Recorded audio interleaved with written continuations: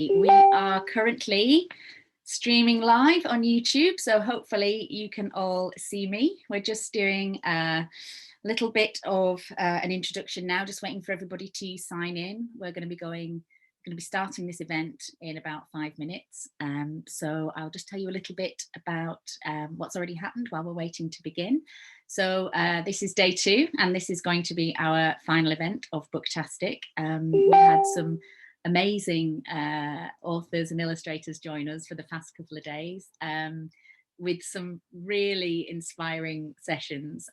Steve Cole, obviously highly energetic, highly creative, very, very musical. We had a lot of love for Steve's event on yesterday morning. Vashti Hardy was amazing, and if you want to watch her session back on our account, you'll be able to get some top tips on story writing and on creating your own inspiration. She gave us some really good tips about using things like the BBC Sounds archives, keeping a writing journal. So that's a really good video to watch if you're looking for, you know, hints and tips about becoming a writer. So today we began with the amazing David Litchfield, award-winning best-selling David Litchfield, who joined us with his sons, and with Rebecca playing as a bear on a piano, which was highly unexpected and amazing. And then we just this afternoon had an incredible session from Harriet Muncaster. Again, we had an audience joining us from around the world. Harriet was wonderful and talked us through the inspiration behind the Isadora Moon character, some of the new books that she has coming out, and we got a step-by-step drawing tutorial on how to create the pink rabbit from Isadora Moon and the Isadora Moon character herself. So again, if you want to pop back and watch any of those videos, you can on our YouTube channel. And yeah, thank you so much to everybody who has supported us in going virtual. Obviously we weren't expecting Booktastic to be a virtual and online festival, but this year has, what's it my mum used to say, necessity is the mother of invention. And yeah, it's been a steep learning curve, but it's been incredible, the support we've had from everybody, from the authors and the illustrators, and from the publishers and the publicists. And we'd really like to say a huge thank you to everybody who has been involved. We are just in the final few minutes waiting for everybody to join in. You can go onto our social media channels. On Facebook we are Booktastic Bedford. On Twitter I think we are Booktastic Beds. On Instagram we're Booktastic Bedford, and you can share posts for the authors. We've had a lot of people sharing their drawings and their artwork that they've created on the back of the events that we've been running for the past couple of days. And just, yeah, keep in touch with us. Let us know who you'd like to see. We've been getting we've been involved in quite a few conversations since yesterday with other authors and illustrators who would love to have this kind of conversation, and for us to connect them with their audiences and connect them with the readers. So keep your eyes on the channel, because it looks like we're going to be developing a program of events coming soon. And if you follow us on our social media channels, we'll be updating with news on that as and when it happens. It's all very new and it's all very immediate. So okay, this is quite weird talking to myself, but I'm sure we're starting to get a live audience building out there. Let's have a look at the numbers, and in a couple of seconds we will we'll go through to Ciaran and Jane. Let's have a look. Okay, that's right. Oh crikey, the numbers are going up. Hi to Bronwyn, hello to Lisa, hi to Emma. Bronwyn is watching us from the kitchen table. Lila is a huge Ciaran fan, so the audience is growing rapidly in front of my eyes. Crikey. Okay, yeah, so it looks like we're nearly good to go. A couple more minutes and a couple more seconds even, and we will we'll bring Jane and Ciaran in. Do feel free to comment in the chat and let us know where you are. Give us your names and tell us where you're listening from. We'd like to get an idea of who the audience is out there. And as I say, you can post your questions. We'll pass them on to Ciaran for you and get some insights into her process and where her inspiration comes from. Yeah, lots and lots of fans out there. Okay, I think it's about time. I'm going to, by the wonders of modern technology, I'm going to just welcome you all. Okay, good afternoon. Welcome to the final event of our first ever virtual online Booktastic Book Festival. We've had an amazing start. As I said yesterday, we had some incredible sessions, including Steve Cole and Vashti Hardy. And today we have had viewers from all over the world, including Madrid, including America. So we're really delighted that a pandemic hasn't been enough to stop us and to stop us from creating and curating some events for you this year. Thank you. We've been overwhelmed by the support we've had from everybody. Thank you for helping us smash our 1,000 subscribers target. We did that and we've gone way above and beyond. And we're delighted that this year's festival is also fully accessible. As you can probably see, we have live captioning across the bottom of the screen, which means that it's truly accessible for our deaf and hard of hearing community. So we're really pleased that we've been able to make that happen. So how do we close a 2-day whirlwind of inspiration? Well, with another internationally best-selling, award-winning author, Kiran Millwood Hargrave. Ciaran's going to be interviewed by journalist and podcast host Jane Perrone, who regularly features in The Guardian and the Financial Times, and she runs her very successful podcast On the Ledge. I'm just going to do a quick bit of housekeeping first. As you know, Booktastic is a not-for-profit organisation, so all of the proceeds from the event every year go right back into producing the festival for the following year. Obviously, this year, this is a free event and we don't have a paywall. You can, if you wish, make a donation. It's always much appreciated, but we want to make this event as accessible as possible. So do feel free to just watch the event and enjoy it. If you like what you see, you can make a donation by clicking on the link and buying a ticket for this event. But that's that bit out of the way. I know you're all incredibly excited to see our final author. So we've had an incredible response to announcing that Ciaran was joining us today, and it's not surprising really. Ciaran has won the Waterstones Children's Book Prize, the British Book Awards for the Children's Book of the Year, the Blue Peter Book Award, the Costa Children's Book Award, Blackwell's Children's Book of the Year, and been longlisted for the Philip Carnegie Medal. The Mercies is her first book for adults and was subject to a 13-way auction before being published by Picador in February. If you're signed in, you're going to be able to post questions for Ciaran throughout the event. Just use the chat function alongside the screen. We'll get through as many as we possibly can. If there's anything you want to know, anything you'd like to share, we're going to be handing them over at the end so that Ciaran can share her insights with us.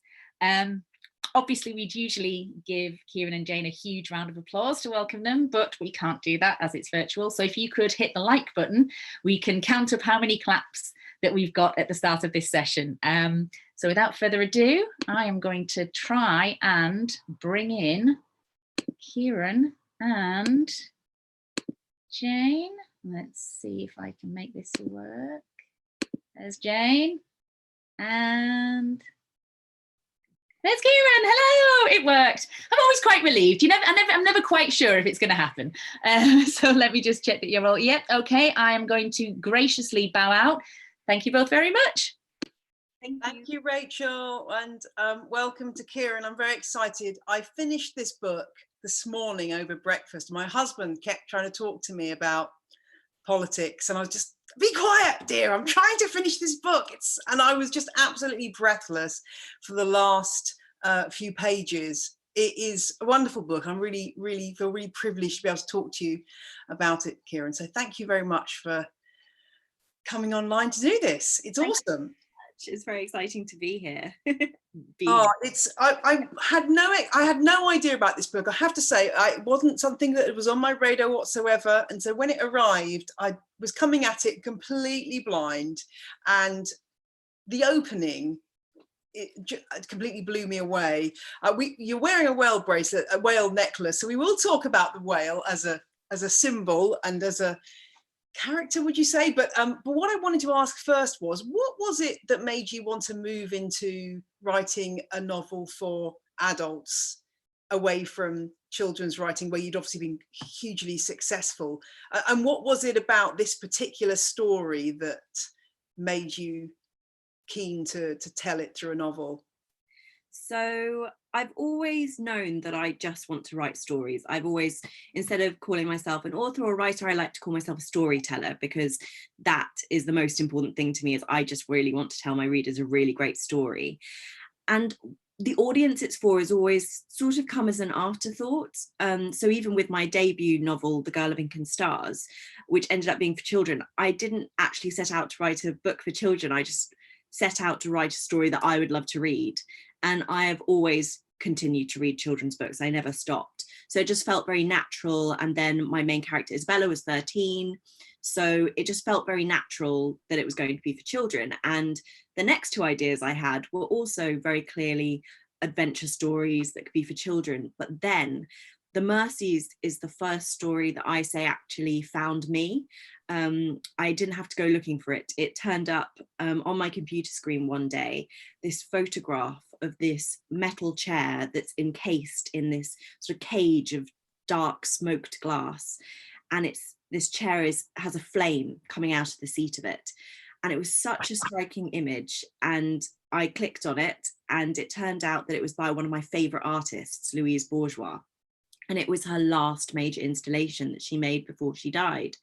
So I thought, I have to go and see this. It must be in London, or maybe at a stretch it's Paris, and I could go for my birthday. But it actually turned out to be on this tiny island off the northeast coast of Norway, so north that it's in the Arctic Circle, so east, it's further east than Istanbul. And it's just this speck of an island, and it has this world-class piece of art. So I started to do some investigating, and it was part of a memorial to 91 men and women who were murdered on this spot, on this island, as part of Scandinavia's largest witch trials. And I'd never heard of Scandinavian witch trials. I mean, I guess they happened all over the world, but the Varga witch trials were a totally alien concept. I'd never heard of it. So of course I take my research very seriously, went to Wikipedia, and I typed in Varga witch trials, and there were two paragraphs. One was about the installation and the fact that 91 men and women were murdered. And then the first section was the 1617 storm. And this was a storm that actually happened just off the coast of Varga on Christmas Eve, 1617, and 40 fishermen were killed in a matter of moments. This storm rose up and drowned them all. And it's just such a shocking visual event that instantly it was a book. You know, it was the opening to a book in my head. And I checked that there wasn't already a novel about it, and there wasn't. So I did not have the time to write it. I was writing my next book for children at the time, and I didn't have the time, but this story just found me, and I had to sit down and tell it. And that really comes across in the book itself, in that you really draw us in with the characters and the beautiful writing, and that the shockingness of that storm and the suddenness of it, and the loss of the women experience is really, really powerful. One of the things that I wondered about was, as you say, this wasn't familiar to me either as a story. We know about witches. Witches in our culture have got this amazing kind of significance in many different ways. What is the relevance of this story to us today in 2020? It struck me, I mean, it made it one of those stories where I just felt angry by the end. But and obviously life has changed a great deal since then, but there are still things resonating. Can you talk a bit about that, and how, I don't know, how we're still being affected by beliefs and structures that are controlling the lives of women? Absolutely. And I was writing this I wrote this in early 2018, and the word witch hunt was being thrown around a lot by a particular man who is the President of the United States. and it was just being entirely misappropriated, and it felt like a real insult to these women and men, it has to be said, Indigenous men who lost their lives in witch trials like this, because they weren't witches, they were just ordinary people. And I think what made these people targets is that they were different. So in Vargia, what happened was all the menfolk died on this tiny island, and the women had to essentially take on the male role, because you have to imagine 400 years ago they wouldn't have had feminism. That wasn't a concept. Women, the order of things very much was God, the king, men, women. There was a real structural hierarchy. And as you say, obviously we have come a bit further. No one would be outcast for wearing trousers in England, for example, but there are places in the world and there are aspects of our culture where women are still held down, and this is something that's so important to me to highlight in my children's books as well. It felt like a very natural continuation of showing that women can be empowered and are just people. Ultimately, what we're all aiming for is equality. And I often get asked, why do you choose to write about female characters? What about your male readers? And I think, well, male readers should have to be able to connect with female characters. Like, it's very important to me, in particular in my children's books, that boys read them too and connect with these girls who are doing extraordinary things, and they're girls, and that's just by the by. But with the Mercies, I was able to look at that in a more complex way, obviously, and look at what essentially it's the fear of otherness, I think, that comes across in this book. And there's a divide that grows even within the women. It's not like all the women are on one side and the men are on the other. It's even the women split apart, and there are the women who believe the storm was unnatural, was conjured, and then there are those who want to try and survive, and they go fishing and they butcher the reindeer and they wear trousers and act like men, and that's a very dangerous thing to do at this point in history. So and still continues to be. You see all the time, unfortunately, there are news stories about different careers, like not having enough women. And I think that there was this joke I got told once that was about a doctor, and automatically you picture the doctor as being male, and all those different things. So I think we're working still against those biases. And this book is very, very well researched. I learned absolutely loads about this culture that I knew very little about the Sami people, the native people there, and the way that they were persecuted. How did you go about researching this book? Obviously, you started on Wikipedia, but presumably you went quite a bit deeper than that. I did. So these witch trials, they aren't on the curriculum in Norway. They're not, they get a cursory glance over. They're not a particularly big common knowledge part in the same way that Salem is in America, or even Pendle is here. So the first thing I did was I tracked down a few essays about the witch trials. And I came across this extraordinary woman called Dr. Liv Helen Williamson. And I wrote to her, and she sent me this most extraordinary book. I said, could I buy this book off you? And she just sent me a copy. And it's this incredible thing, Witchcraft Trials in Northern Norway. And what she's done inside is she has translated into English all the witch trial records. So I had actual verbatim, as close to verbatim as you could, translations of what unfolds in these witch trials. But the thing about the Mercies is that it's not a witch trial book. What it tries to do is look at the conditions that lead up to that, because I felt like I'd read witch trial books before, and I was more interested in celebrating women as they lived before the reason that they died became all we really know about them.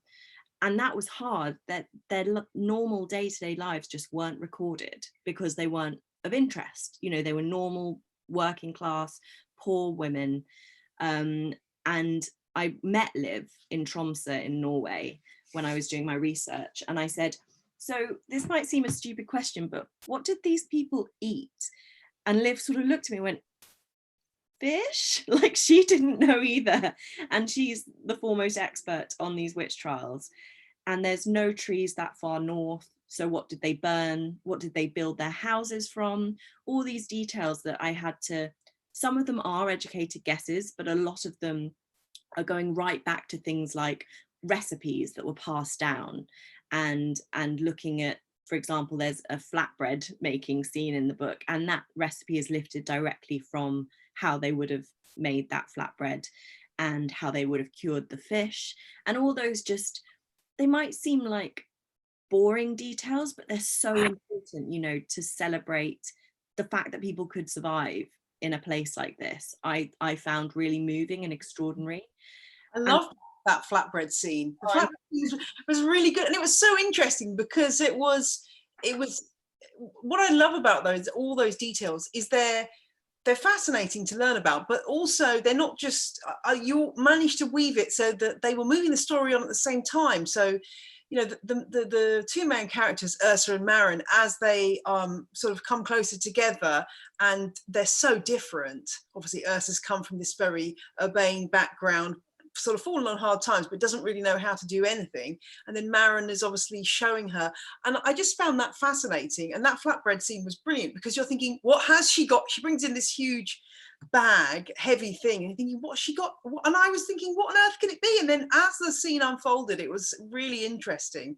You know, all of us kind of buying flour madly here and making bread for the first time, just kept thinking, wow. And then I was thinking to myself, well, what's she going to do with all the bread? And then they get the barrel out and put it in. Sort of so fascinating, really, really interesting. And for me, that was a great additional interest in the story, as well as the fascination of the story was just learning about these lives, because, as you say, I was just completely ignorant. I also wanted to ask you about the male characters in the novel. There's really only one I can think of who isn't a scumbag. I mean, the captain, it seems to be the only one that I have any kind of, I was thinking, I mean, I guess it's one of those things where you're thinking to yourself in your classic kind of way, is the captain going to come in and save the day? Well, of course he isn't going to come in and save the day. We're also into these tropes about they're going to get rescued. It's not going to end this way. Talk to me a bit about the men and the captain. Did you decide to make him a sort of a bit of a small shaft of light? Yes, and also I wanted to show how everyone was trapped in this structure, you know, the men too. And really, to me, in this novel, yes, the men, unfortunately, most of them are scumbags, but only one is truly irredeemable to me. And that is the lensman, the lord who sort of oversees Finnmark, John Cunningham, who actually led the witch trials. Everyone else, I feel like they're almost flies caught in a web that's just bigger than them, or they're puppets that have to dance to this tune that they've been taught. So Captain Leifson, one thing that I really believe is that the more you learn about the world, about other cultures, the more open-minded you become. And that is really what he represents. He has traveled extensively all the way to Asia. He's traveled, and he is the first person who starts to correct Ursa's language, because language and words are so powerful and so important. And Ursa calls the indigenous people, the Sami people who live in Finnmark, she calls them Laps. And we might even today call them Laplanders, but this is actually a slur. You know, this is actually a rude thing and not a term that they themselves recognize. So he corrects them, and he corrects her and says, no, they're not Laps, they're Sami. And you know, she's like, are they fearfully wild? And he says, no, they're humans, human beings. And yes, they look a bit different, but they're still people just trying to do the best by their families. And he starts to introduce this more international view into what is a very closeted life. And what's interesting about Vardø and Finnmark was that it was quite a mix of cultures at that time. The Sami people were very much present, and Norwegian sailors would go to them and ask them to wind weave for them and ensure them safe passage on the sea. So there was this kind of enmeshing. It wasn't necessarily a hugely positive thing, that there was this mixing. And then what happened was the king of Norway at the time brought in something called the sorcery decree in 1617 that outlawed Sami practices like wind weaving. So all of a sudden, literally within a matter of months, this part of culture was starting to be persecuted and eradicated. And the first victims of the witch trials were men, and they were Sami men. So, you know, they were, yes, the male characters, and Absalom Cornet, who is the commissioner brought in to sort of bring the women to heel. He brings Ursa with him as his new wife. And he does horrible things, but to him, he's doing God's work. That's how he has been brought up to believe that independent women are evil because they act like men, and that is ungodly. You know, it's a woman out of their place. So he is a horrible man, and there's no excusing how he is. But I do wonder if he had been brought up in a different time, if he would have been redeemable. And I think that's something that writing children's books has taught me, is that everyone has some good and some bad. Everyone has the capacity for both things in them. Yeah, that's really interesting. And that's a really good point. And there were flashes where you sort of thought, oh, he's, you know, his attitude to his wife, although execrable on so many occasions, occasionally there are flashes where you think, oh yeah, maybe he's realizing. But yes, obviously within the constricts of the time, it's shocking to us now, but that's how people lived, unfortunately. Yeah. I want to come on to the whale, because the whale has a sort of an interesting role in the novel. Can you talk a bit about that? I wondered whether the shadow of Moby Dick was over you at any point. Well, in writing this, the most famous whale in literature.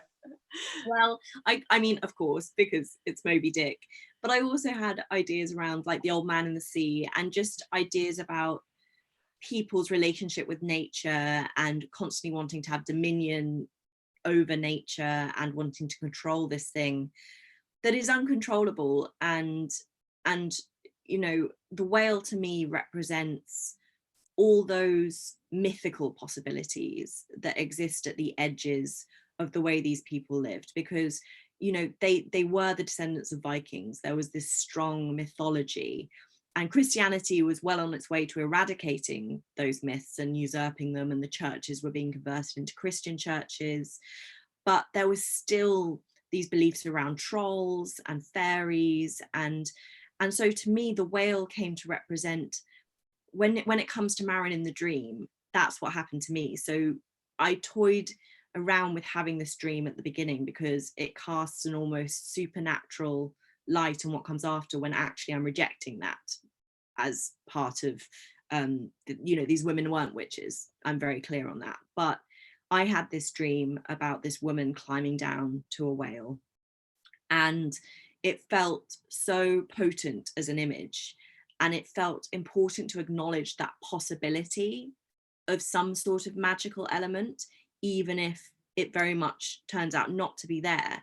It doesn't mean that those things weren't real to these people. And when they lose their fathers and their brothers in this storm, one of the things they do is start to turn to those supernatural superstitions. So they leave rune stones sort of at different places, and they skin foxes and leave the skins like as offerings, and they're basically just searching for a way to comfort themselves. And the whale to Marin comes from this figure of horror into this quite comforting sort of talisman for her. It feels, you know, it feels to her that this whale is a message, and of course it isn't. It's just a whale, but she doesn't feel that. So it felt important to have the whale in there. And also I got to buy this necklace, so which also has a skeleton, and I've already said that when I'm in a bad mood I wear it that way round. So if you ever see me wearing it that way around, just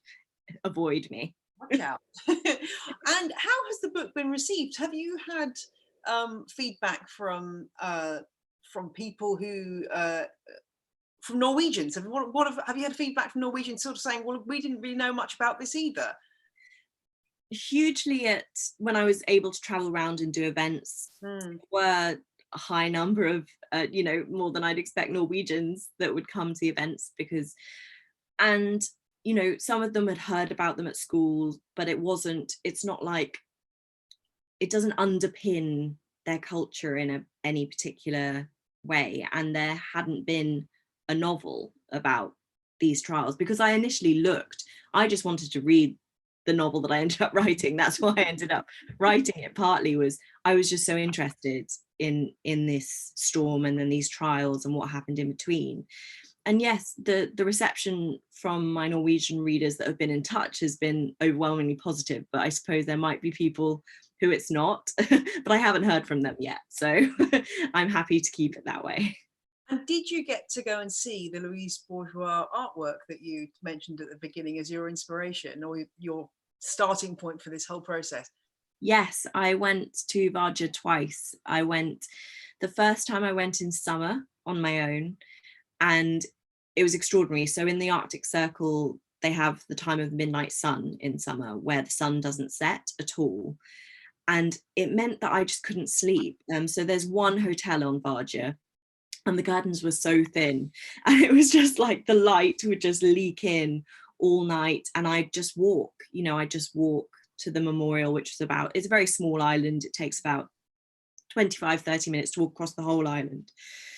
So I'd walk multiple times a day to the memorial, and at one point I went at midnight, and as I arrived, this sea fret sort of came in, this fog came in off the sea, and I couldn't see my hand in front of my face. And it was just an extraordinary, almost holy experience, and really brought home the gravity of what had happened there. And then I went back in winter with my husband, and then the sun doesn't rise in winter. So the most you get is this kind of bluish light that comes on the horizon. And that was very special in different ways. But that's when the anger came, the anger you talked about having. I already was quite angry, but it was so cold. And the women, when they were ducked in January, which is when we were there. And they would have had to break the sea ice to duck them. And the cruelty of what was done there really hammered home. And I think that's when the anger really and the truth of how brutal it would have been to live here sort of became real for me. I often think when people sort of nostalgically say, well, I'd love to have lived in this particular historical period, I have to say that any period of the past is unappealing to me for many reasons, but this period, gosh, it was a really tough place to live, and you had to have many skills in order to survive. And those women, the character of Kirsten was particularly significant here, because she had acquired lots of skills that actually kept her alive and helped keep the other women alive, and that's what ended up leading to her death. I found that particularly heartbreaking. Yes, so Kirsten, it's pronounced Sherston in Norwegian, but I say Kirsten because so Kirsten was she's definitely one of my favorite characters, and I think you can see my affection for her coming through the pages. And I did have some comments from early readers, is she too modern? Is she too self-sufficient? But actually, she's again been given that permission to be self-sufficient by her husband before he died. They weren't able to have children, and he recognized that she needed, at that time, a woman was meant to have children. That was, it was as simple as that. And so she needed something to fulfill her, and so he allowed her to come fishing with him. He taught her how to butcher reindeer, and these are the skills that genuinely keep these women alive. They would not have survived if Kirsten hadn't been there and known how to mend nets and take them out on the boats. Because even now, if you think about superstitions around the sea, even now women on boats is considered a bad omen. So these things are really pervasive. So she was a very unusual woman, but that's because of her husband that she was allowed to be like that. Yeah, and the relationship between Ursa and Maren, let's talk a little bit about that. We're in 2020, we're all hopefully living in a world that is much more LGBTQ friendly than it used to be, but are there still challenges when it comes to writing a romance, effectively, two women falling in love? Is that still something that you're second guessing yourself when you're writing that story? No, I wasn't second guessing, because I knew as soon as Marin sees Ursa, I knew she would fall in love with her. And there comes this strange point when you're writing a novel where your characters take over and you're just literally following them around, writing down what they're doing, and you don't really feel like you have control over them anymore. And they become fully realized people. And that moment in the novel where Marin sees Ursa coming off the boat in her yellow dress, and it's this color that she's never seen before because it doesn't grow anywhere on the island, that shade of yellow. And you know, she sort of almost has this infatuation with her before she falls in love with her. And I just knew that from that moment that Marin was gay. And so it wasn't me trying to reach for something that felt unnatural. I just knew that she was gay. And for that reason, it didn't feel too tricky. And I had written gay characters before in my children's books. It's obviously a lot more sort of less obvious because they're children, and so they're not having those sort of relationships openly yet. But in my second book, The Island at the End of Everything, Army has a similar relationship with Mary, who's her best friend in the book, and this similar, you know, just jolt of understanding and knowing that that's how she feels. And I, you know, gay people existed in history just because they didn't have the language. There was no such thing as a lesbian, but they still existed. And that's why I think language again is so powerful, because by having words for things, you can bring it into being. And Marin doesn't have the words. She can only talk about it in terms of, if she was a man, this is what she'd do.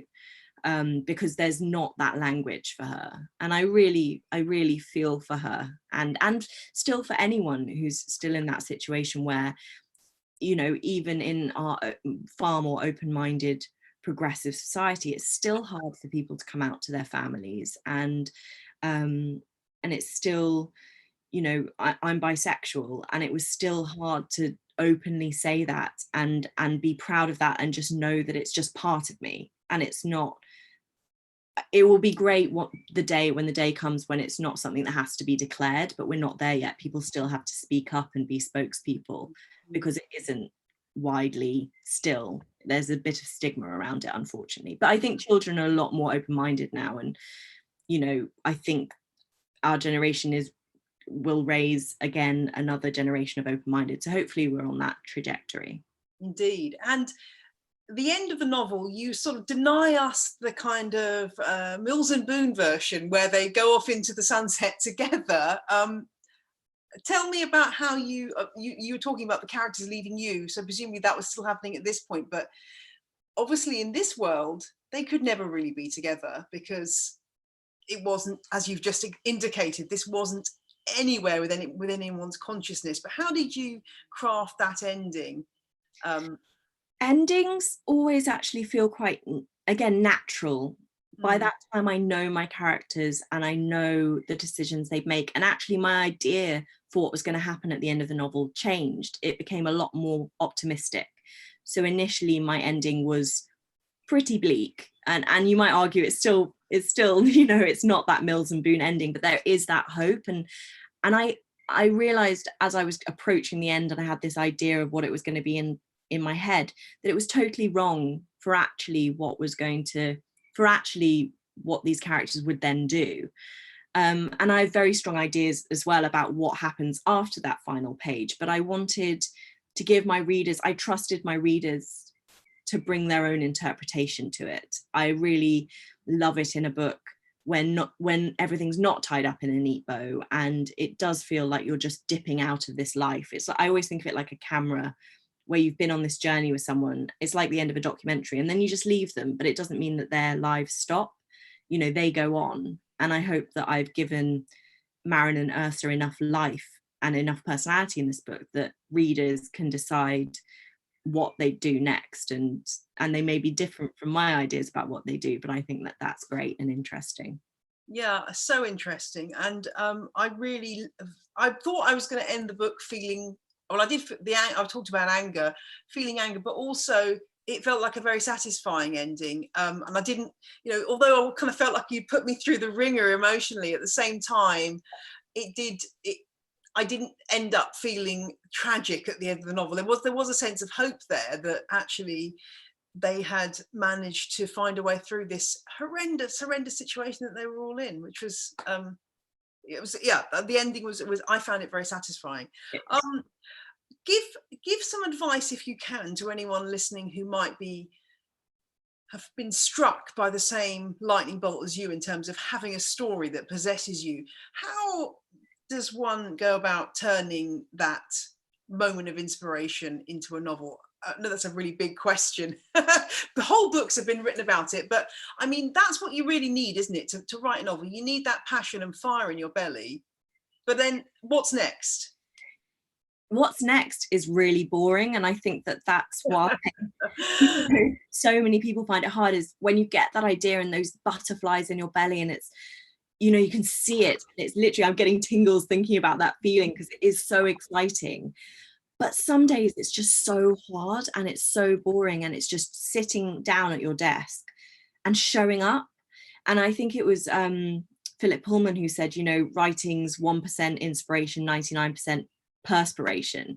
And that is completely it. You know, you're not going to, it's like falling in love. You're not going to sustain that initial spark forever. You know, you have to develop a deeper kind of love for what you're writing, and you have to stick with it even when it's really hard and really boring, and just you never think you're going to find a way through to the end.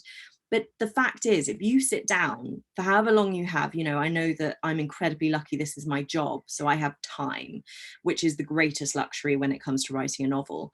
But if you sit down and you write even 50 words a day, 100 words a day, if you do that every day, eventually you will get to the end of your book. And so it is just about having that confidence in yourself as well. I think that that's something that's quite hard to come by, is, you know, when there's no one waiting for your book, and there was no one waiting for the Mercies. You know, I wasn't contracted to write this book. And, you know, with my first novel, Girl of Ink and Stars, I wasn't contracted to write that. I was literally writing into the unknown. And the only thing sustaining me was the fact I thought I had a good idea and it was worth giving time to.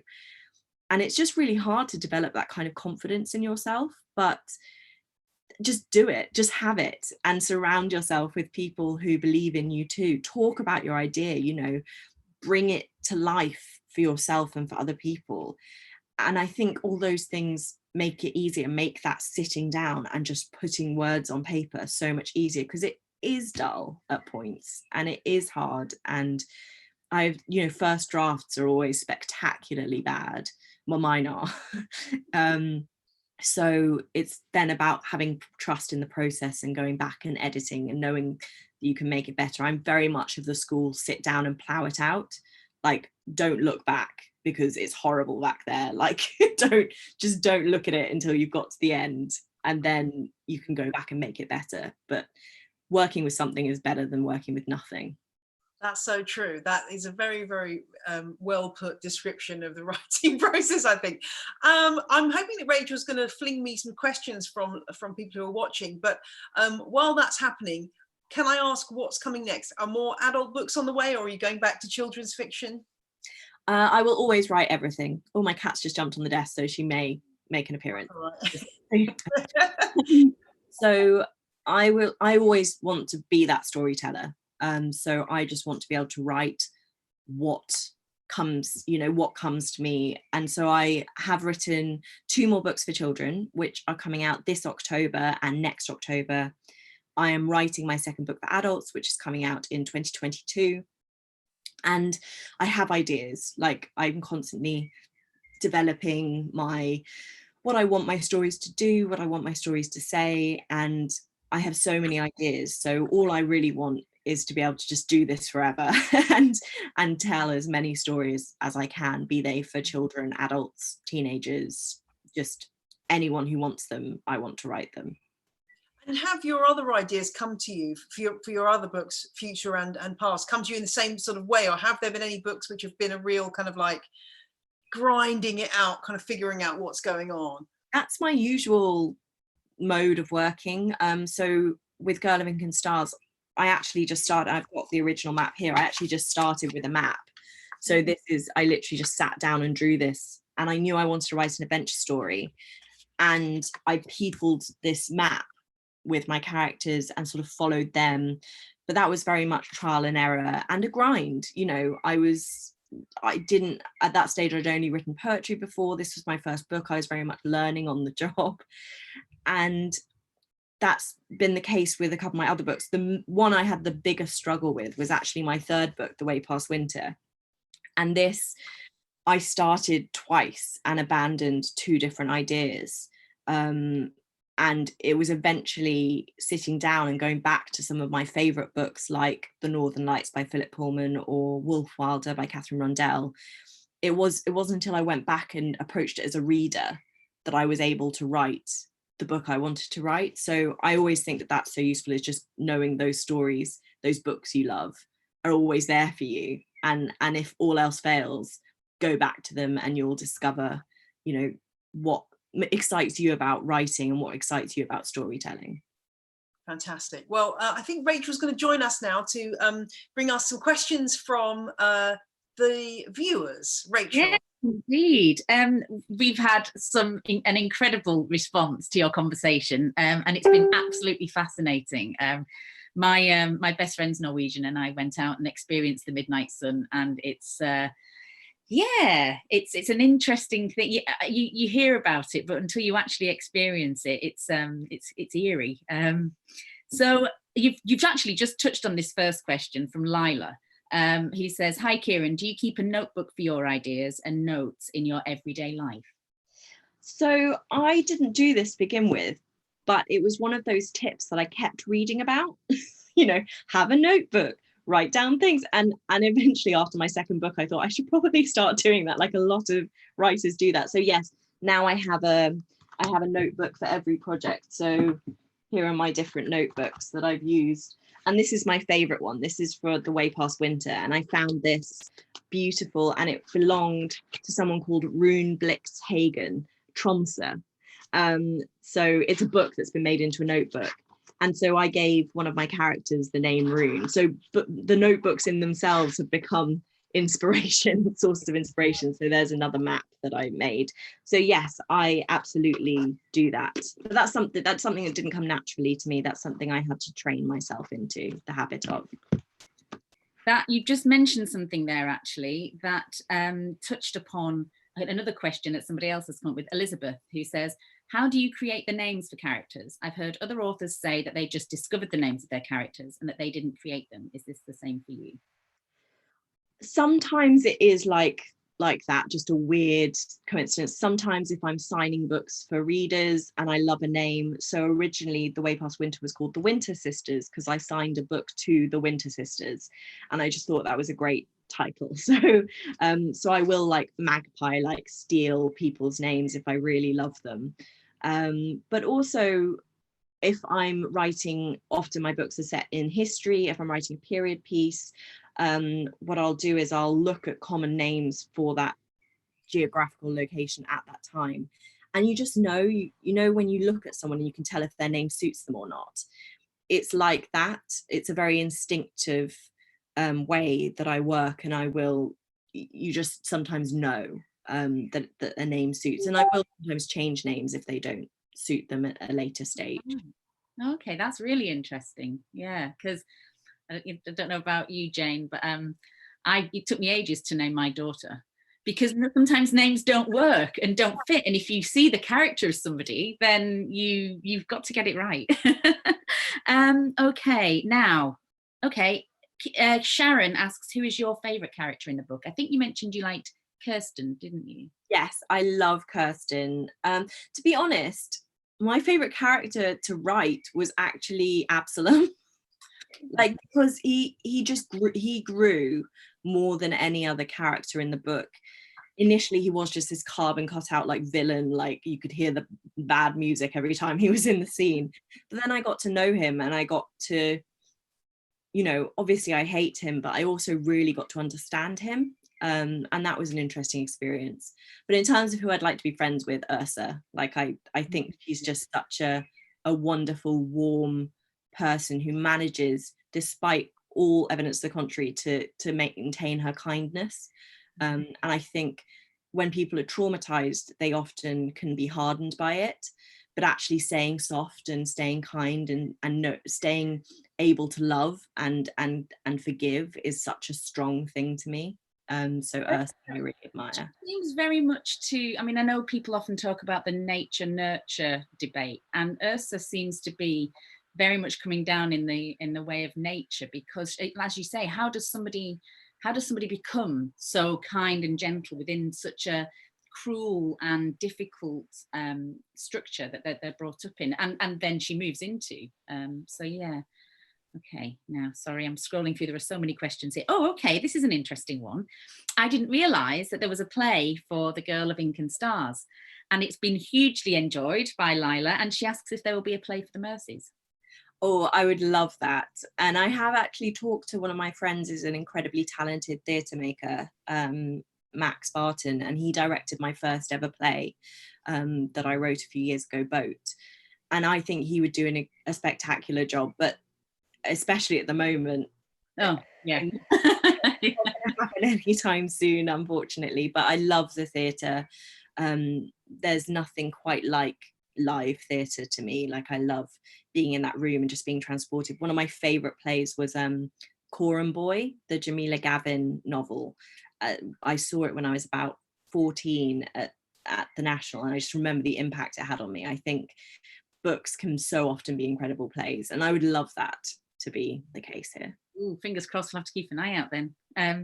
So there's a question here from Rogan's books. The Mercies was our book club book recently, so we've had questions from that book club as well, and it actually again links in with another question further down. So how different did you find moving from the genre that you've worked into a more historical fiction? And also somebody else has mentioned that you seem to have a great aptitude for research, which I'm sure is well, actually, no, I'll ask you. I mean, did you find there's more research in a historical fiction book than in your other types of work? Definitely. You just have to have respect for the fact that even though it's fiction, you're writing about things that actually happened, that actually, you know, the witch trials actually killed real people, and who had lived. And so you have to have I really didn't want to have to be sensationalist or you know, glamorize the witch trials in any way. So the research was incredibly important to get that balance right. And my second novel for children, The Island at the End of Everything, is also based on historical events, and again that's a story about segregation and children who actually were taken away from their parents. So you do just feel, I think, a greater sense of responsibility to get it right. You know, it really matters, because you can't exploit these things for entertainment. Like, it has to mean something. So I think for that reason, The Mercies and The Island at the End of Everything are probably my two favourite books of mine, because that tenderness that I felt towards the situations, I think they made me a better writer, having that empathy and entering those situations. So it's definitely something I love. And my next book for adults is also historical fiction. So again, I'm finding that balance. So. Oh, okay. Can you tell us a little bit about your next book? Yes, so I'm sort of approaching the end, the last 10,000 words of it. So I'm very much in it in my head. And it's again based on a real historical event of mass hysteria. But this time it's set in a landlocked part of Europe during the hottest summer that area ever knew. So it's very different in feel. The textures and the smells and the colours of it are very different to The Mercies, even though it explores again another mass hysterical event. Oh wow. Have you ever considered writing non-fiction, given your aptitude for research and for how well you've exploited it in these books? Oh, that's really lovely. I never have considered writing straight non-fiction, just because that's not where my personal aptitude does lie. Like, I'm again very much magpie-ish in how I approach. I take the interesting like little bits, and I leave. That's the great thing about fiction, is you can leave the bits that don't interest you, whereas obviously in non-fiction you have to do due diligence and tell it all exactly as it was. So I might do something with my own life or a family history. I have quite interesting family history, especially on my mother's side. So I have an idea of maybe doing a sort of auto fiction, so a fictionalized account of real events. But we'll see. I don't think I'd ever write a true straight non-fiction book, but don't hold me to that. So the next book that you mentioned, is that another adult's book? Yes, so the one that I'm writing at the moment is the adult book, but that's not out till 2022. So my next book for children is out in October, and there's going to be a cover reveal in the next month. Oh, so wow. I cannot wait to start talking about it, because it's so hard, like not talking what it's about. But it's a mystery adventure story set in Siena, Wow. in the medieval times. So I really had a great time writing that. Fantastic. Okay, I'm going to try, and so we've got another question about the play, so that's fantastic, and more questions about the names. Do you think you will always write books with a female protagonist? No, I never want to put restrictions on myself. I've written books with female protagonists because they're the characters that have arrived, and they're the characters that have had the best way in for me to tell the stories. But I don't set out to sort of necessarily write solely. I want to write for anyone who wants to read the book. So I never go in with an agenda. I try not to have expectations for my characters in that way. But actually the book I want to write after this adult book, my next adult book, my third adult book, that actually already has a very strong opening image that is a man. And that, again, that's not something that I have made a conscious decision about. That's just the fact that opening image, he is a male character. So there definitely will be male protagonists in my books. So your last couple of books have been in Romania and Norway. Where's next?